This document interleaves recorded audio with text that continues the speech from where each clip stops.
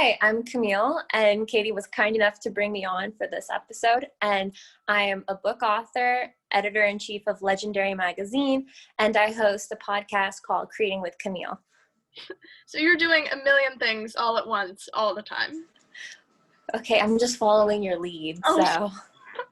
No, you've been doing creative stuff for years, and now I'm just like, I'm getting up and going and, kind of just admiring everything you're doing. So how do you, I guess we should talk a little bit about like writing and burnout. You're doing so many things. How do you do them without just feeling drained all the time? That's like a good question I had to address, like starting of COVID. And I realized I can break it up because when I was thinking, I have to publish this book, that felt too monumental, I guess. So I would be like, okay, I have to finish this chapter. Right. And that was like way easier. And then I was like, oh, good job, you, like genius. Like you finished the whole chapter.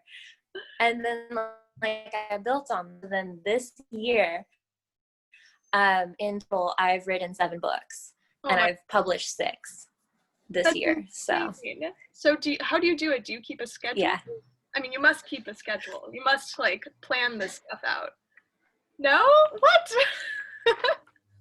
I plan the individual books outlines roughly, and that's it.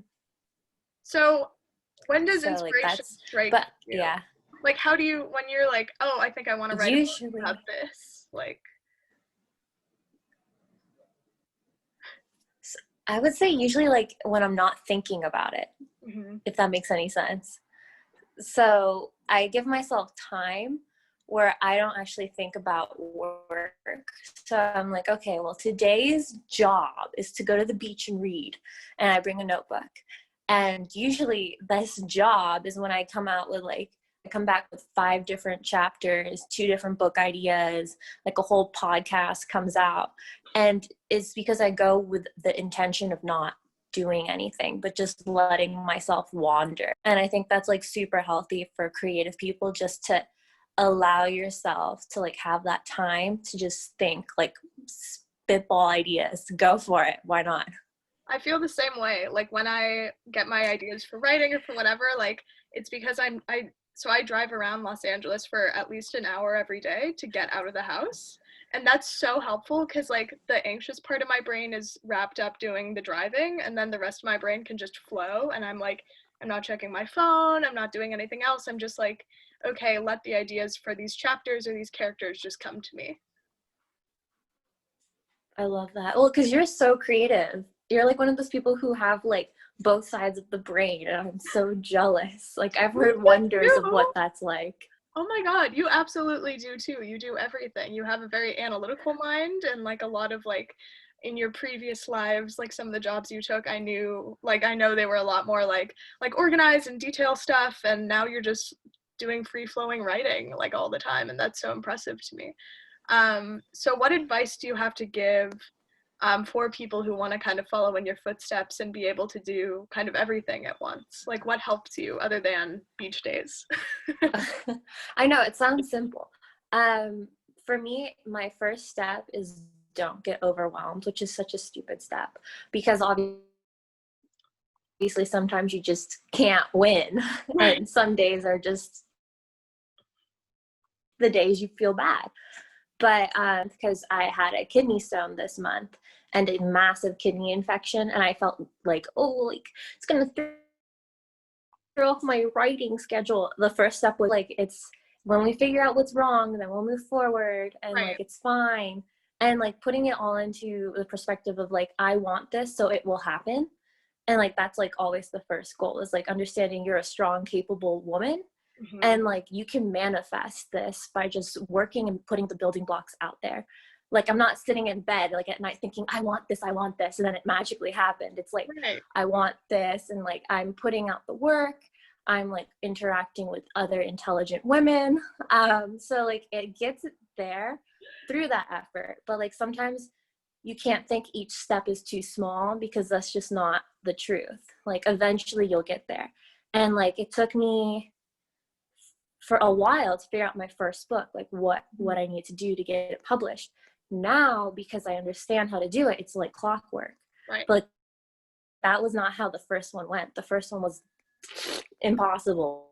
So when did you know that you wanted to be a Basically. writer? Like, how did you, To give what was yourself that that process time. like? Okay, so I always liked writing, but I always thought I'd become a lawyer. Mm-hmm. So this is a bit different. Similar to you, actually. Look at you, law firm girl. Oh God. Oh my God, I love this. We had like similar journeys. We really did. It's And so so I know, I love it. I love it. It's like the same path. You're doing Splat magazine. I'm doing Legendary. You wrote a book about witches. I wrote a book about witches. Like, it's insane. it's a lot of serendipity. Yeah, it's crazy. So what took you from I want to be a lawyer to I want to be this rock star writer, and now I'm writing 7 books and publishing most of them, and like, what was that like?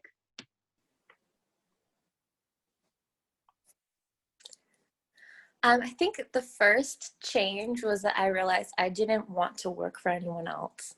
And so that's not to say that working for someone else is bad. That's to say, for me personally, I find that I work better myself alone, just to achieve my own goals. And personally, I believe that as an artist, that working through myself is much easier than working through someone else, if that makes any sense. Yeah. Okay, yeah, you got it. So once you So I ended up leaving the law firm. Oh, sorry, the signal's so bad. So you left the law firm, and then what happened? I left the law firm, and I'm an anxious flyer. So this is just like a stupid story. And so because I'm an anxious flyer, and this was a flight internationally, I had time to write out half a book on the flight there and back because I didn't sleep. So that outline, I turned it into my first book. But that's because like anxiety on planes is like unrealistic. I was like, if I go to bed, it's gonna crash. So I can't go to bed. So I might as well write something. So then I wrote something. And then I was like, okay. But I was on the ground and was paranoid and delusional. I was like, well, that was actually pretty good. Like, we should probably fix this up. And I made it my first book. Oh my God, that's crazy. And I'm sure none of it was bad. I'm sure it was all like amazing. Camille and I had the benefit of going to Immaculate Heart High School together, and the writing program there kicks everyone's butts. It is so hard. The first paper I ever turned in, I thought was so good. They gave me a C. I was like, what? I've never gotten a C in my life. Like, what is this about? And they just really teach you how to like craft something that's really meaningful and impactful, and I feel like I benefited a lot from that. I'm sure you also did. So it's very inspiring to like reconnect with a lot of IMAC women and see, you know, what we're doing, and you're doing just so many inspiring different things. You too. Thank you. And yes, IMAC did all of this for me. Like, absolutely. Like, I thought I was a good writer, and then I went to IMAC.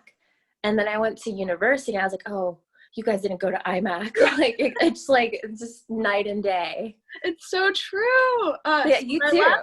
In our last minute here, tell me a little bit about this magazine, whatever you can disclose, or maybe just the idea behind it.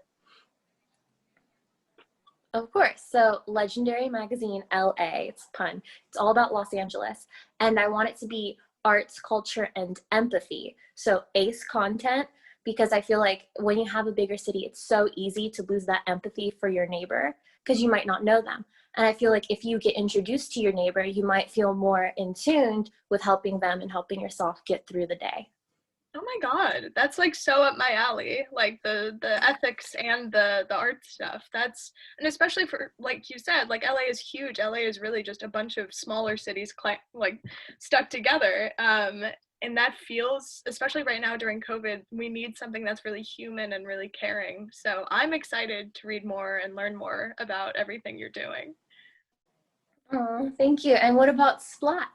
Well, I think we'll have to save that for another conversation because we are out of time. But thank you Oh, for sorry, got you. And yeah, just thanks for everything. And it's always great to catch up with you.